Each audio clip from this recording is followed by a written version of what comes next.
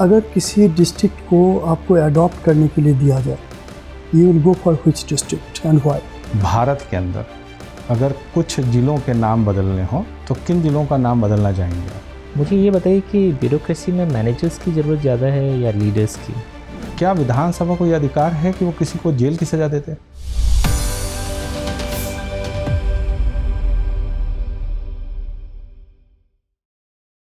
Sir. Yes, come in. Good afternoon, sir. Good afternoon, sir. Good afternoon, sir. Take your seat. Thank you, sir. Yogita Singh. Yes, sir. Presently, what are you doing? Sir, I am currently pursuing PhD. Okay. PhD in commerce? Yes, sir. That's good. What is the topic of your research? Sir, impact of financial literacy on investment decision making of individuals in NCR. Okay. NCR, that means which are the areas? So, National Capital Region, I have included Faridabad, Delhi, Gautam Budh Nagar, Ghaziabad.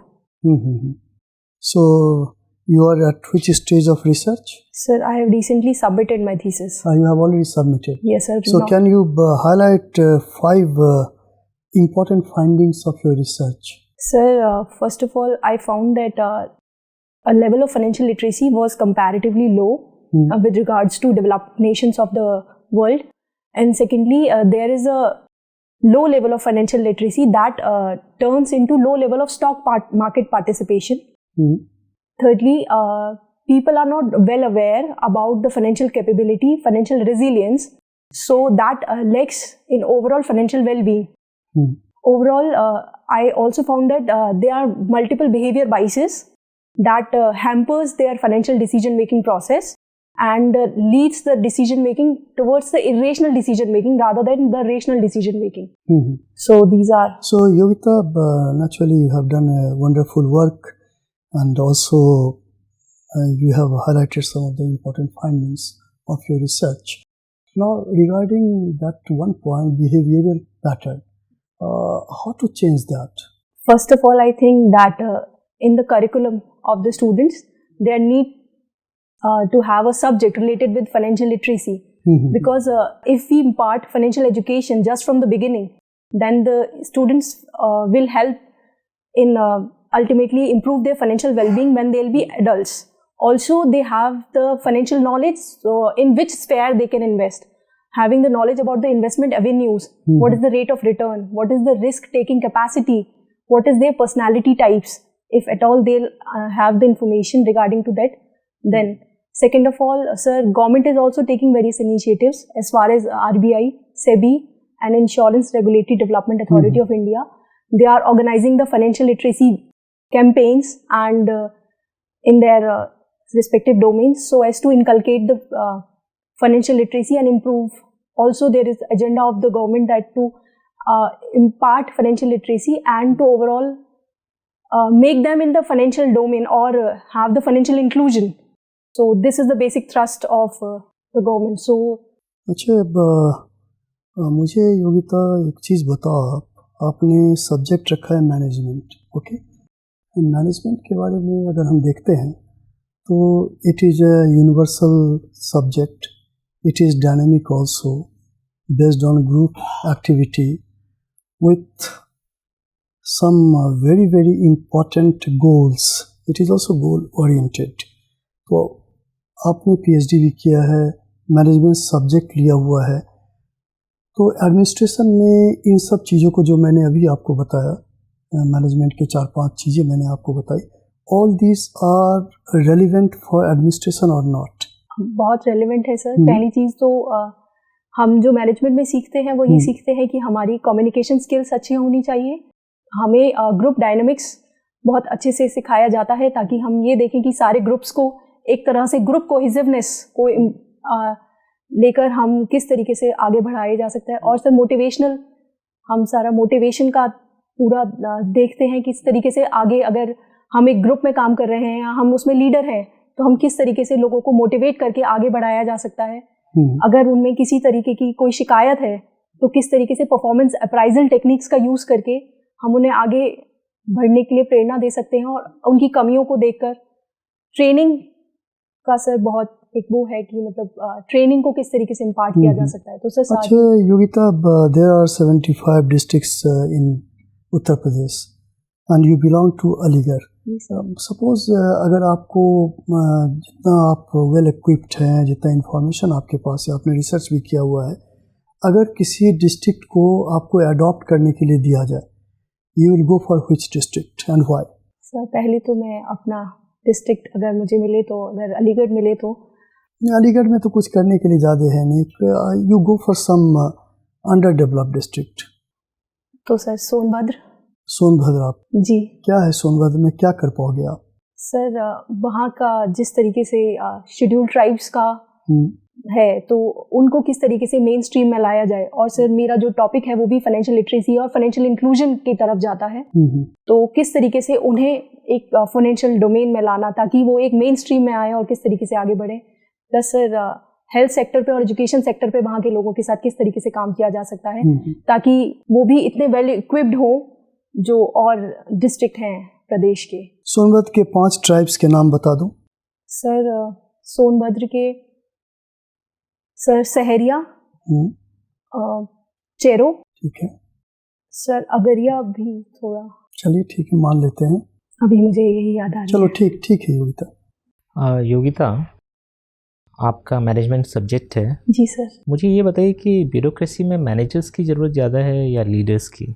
Sir मुझे लगता है managers की, या leadership skills के साथ managers की। Leadership skills अगर आपके साथ पास हैं तो मैं अपना क्वेश्चन थोड़ा सा रीफ्रेज करता हूँ। Managers mainly having leadership qualities या leader mainly having managerial qualities? Sir managers having leadership qualities. अच्छा, और ऐसी कौन सी क्वालिटीज़ होती हैं बताइए। सर लीडर वह व्यक्ति है जो सबको साथ लेकर और उनका जो भी काम है उसकी तरफ आगे गोल्स जो है ऑर्गेनाइजेशन की उनकी तरफ चल सकता है। सर लीडर्स अगर डोमिनेट ना करें और सबको साथ लेकर चलें, मैनेजर्स बेसिकली सर इस तरीके से काम करते हैं ताकि मोटिवेट कर सकें अपने सारे एम्प्लॉयज़ को, एक ग्रुप कोहेसिवनेस और ग्रुप डायनेमिक्स का वो जो उनका मोटो है वो आगे लेकर चल सकें। सर एक पार्टिसिपेटरी लीडरशिप अगर रहे रादर देन ऑटोक्रेटिक लीडरशिप तो वो ज़्यादा बेटर रहेगा। तो वो मैनेजर। आप मुझे बता सकते हैं थ्योरी एक्स और थ्योरी वाई किसने दी है और क्या है ये? सर मैकग्रेगर ने दिया है। थ्योरी एक्स में वो ये कहते हैं कि पीपल आर लेजी, वो अपने व्यक्तित्व को उस तरीके से निखार नहीं पाते हैं और उन्हें बहुत ही मैनेजर क्वालिटीज़ के leadership. What about theory Y? Sir theory Y दूसरा पहलू दिखाती है, वो बोलती है कि लोग इस तरीके से लेजी नहीं होते, वो खुद आगे बढ़कर काम करना चाहते हैं। Okay, and which do you think apply to bureaucracy, theory X और थ्योरी वाई? सर मुझे लगता है theory Z. Theory Z? Theory Z किसने दी है? सर विलियम आउची ने दी है। और क्या है theory Z? Sir theory Z दोनों का इनकल्केशन है। वो कहता है कि ना ही एक स्ट्रिक्ट पैटर्न अपनाना चाहिए और ना ही बहुत ही खुला छोड़ देना चाहिए, फ्री राइड नहीं होना चाहिए। ठीक है। योगिता, मुझे ये बताइए कि UP government has taken what goal for GDP in this years budget? Sir it aims to become a $1 trillion economy, and the central government's aim is to make India a $5 trillion economy. Yes sir. So who is being optimistic and who is being pessimistic here? Sir I don't think कि कोई भी pessimistic है, optimistic ही है। अभी थोड़ा इस जो हमारा टारगेट है 2025 का, If India is targeting $5 trillion, don't you think it's highly optimistic of UP government to try for $1 trillion economy? Sir there are 28 states in India. जी सर, लेकिन जिस तरीके से यूपी में इस वक्त काम चल रहा है, एमएसएमई उद्योग में जिस तरीके से आगे बढ़ रहा है प्रदेश, ओडीओपी की स्कीम को जिस तरीके से लागू किया है हर डिस्ट्रिक्ट में, और सर टूरिज्म सेक्टर को जिस तरीके से प्रमोट किया जा रहा है यूपी में, सर यकीनन कह सकते हैं कि हाँ थोड़ा लेट हो सकता है लेकिन वो। चलिए, कब तक का टारगेट है ये $1 trillion?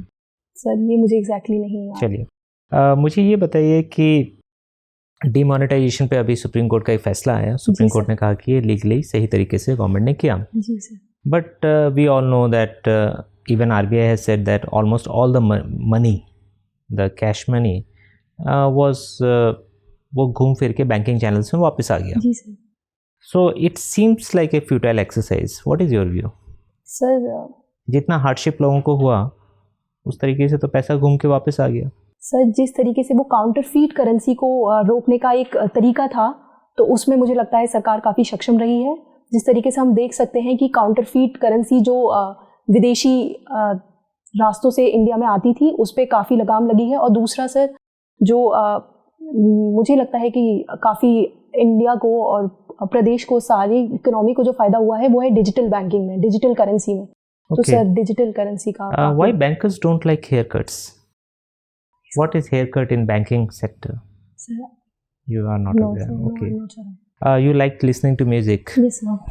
So, which song has got Oscar? Indian song. Sir, Naatu Naatu. Naatu Naatu. और ये कौन सी मूवी का गाना है? Sir RRR।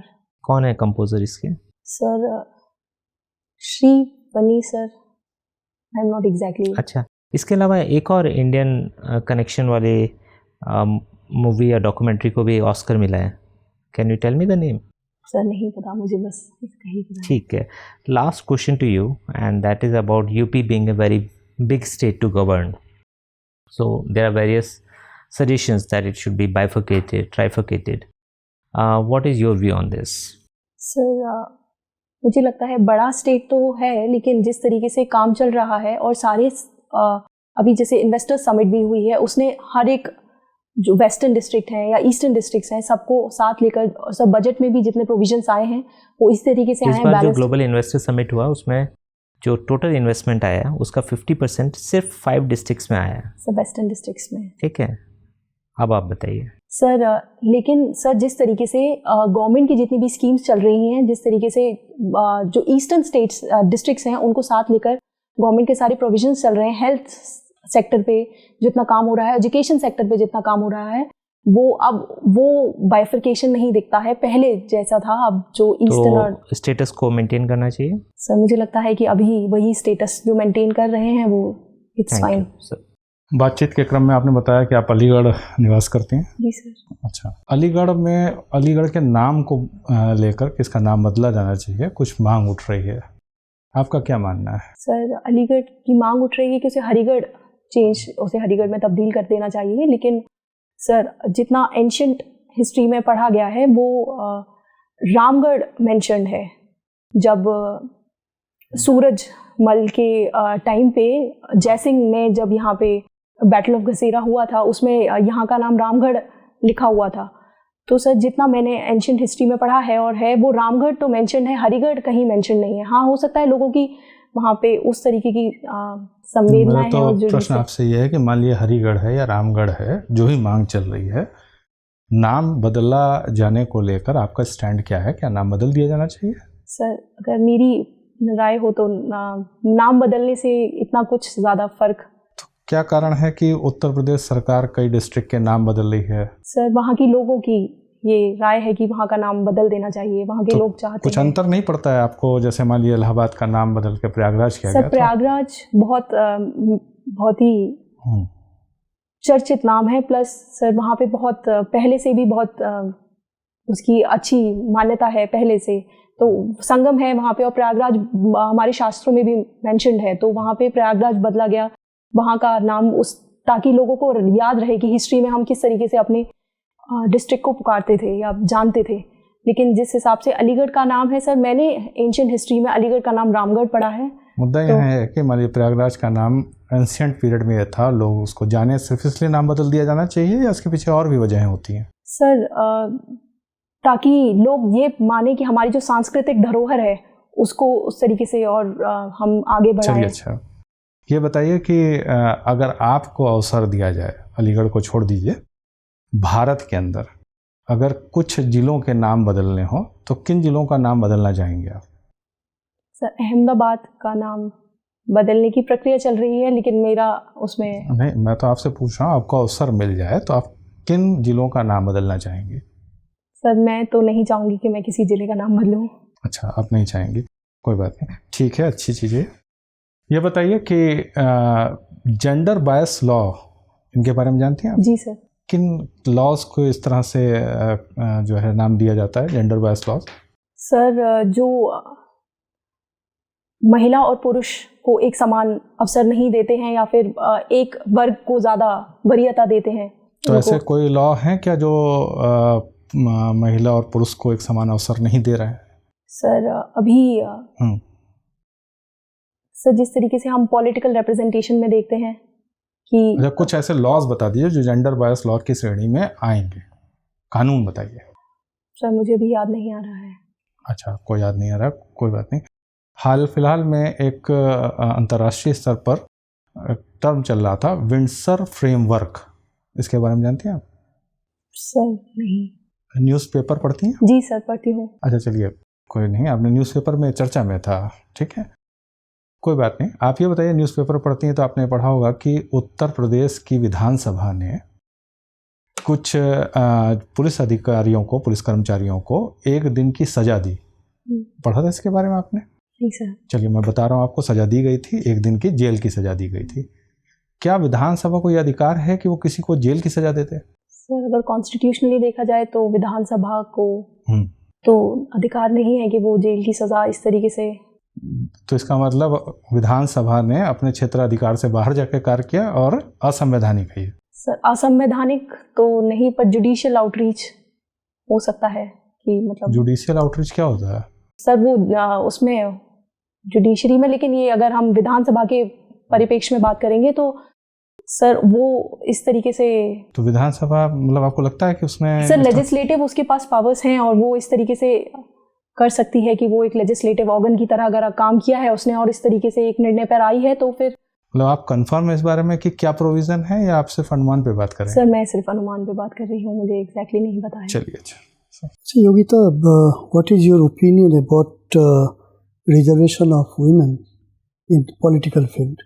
Sir, reservation in political sphere, sir, as far as we can see now, the women are not adequately represented, especially in political sphere, whether we see in Rajya Sabha or Lok Sabha, or we see in 73rd Constitutional Amendment Act or 74th Constitutional Amendment Act. They are not adequately represented. If at all they are not being given that power.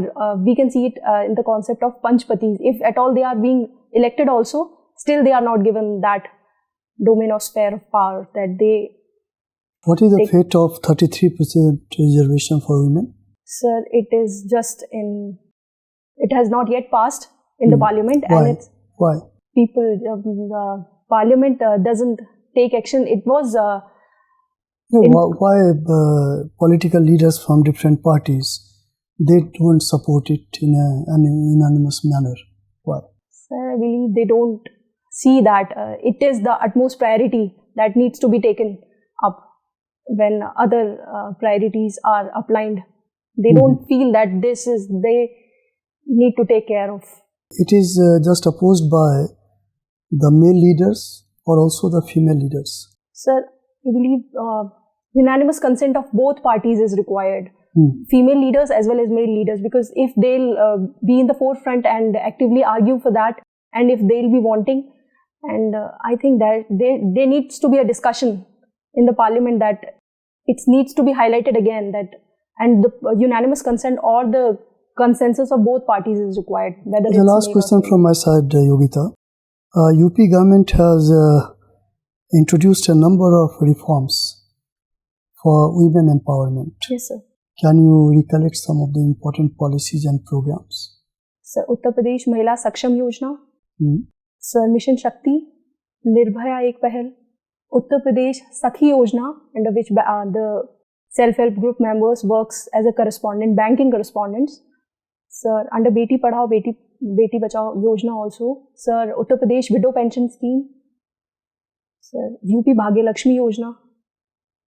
These are some of the Yojana. Kanya Sumangla is also there. Kanya Sumangla Yojana, yes sir. Kanya Sumangla Yojana also. And what about this year's budget? There has been any provision for women empowerment? Yes sir, they have given for Sarva Shiksha Abhiyan also, and for UP Sumangla Yojana also, and also for the Samohik Vivah and Bhagya Lakshmi Yojana also, they have given ample amount of funds. So that to bring them. What about Vivekanand? That is some program for youth empowerment. Yes, sir. What is that? Vivekanand Yuva Sashakti-karan Yojana.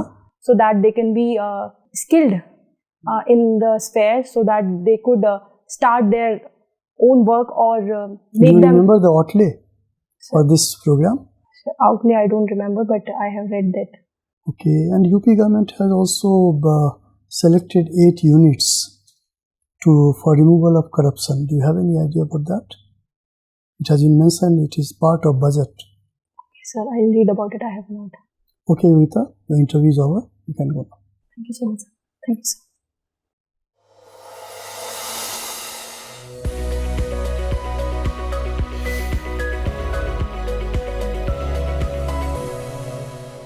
Take your seat. Thank you, sir. So, how is your experience? So it was fine. Are you comfortable with all the questions or your answers given by you? Sir, I was little uncomfortable when sir asked about the 1-day jail and also about 1-2 questions. I was little unaware. I think I need to just frame my answers a little more correctly. Yogita, you are a very good candidate. Okay?